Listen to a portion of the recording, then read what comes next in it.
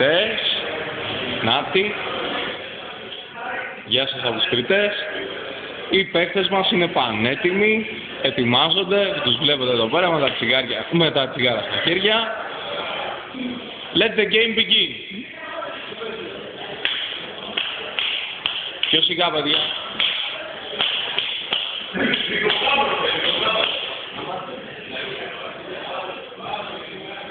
Ο Κυριάκος πέταξε την μπάλα έξω, χάνει.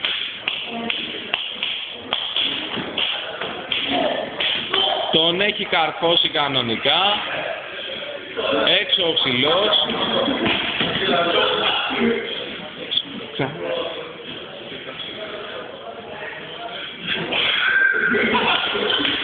Το σερβί το ωραίο. Να το. Ένας αγώνας δραματικός, κυρίες και κύριοι. Ναι, ο ψηλός αντιστέκεται, ο Κυριάκος.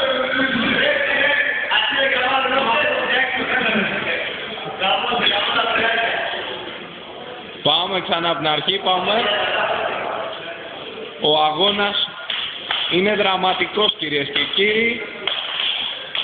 Ο Κυριάκος αντιστέκεται, αλλά ο ψηλός στέκεται. Οι παλιές πάνε και έρχονται αριστερά δεξιά.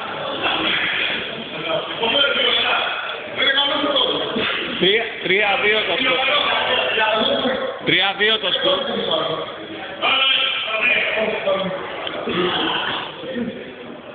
Στο σερβίς ο ψηλός. Η κάμερα δεν μπορεί να προλάβει την μπάλα. Οι ρακέτες που βλέπετε είναι επαγγελματικές, τύπου τετράγωνες.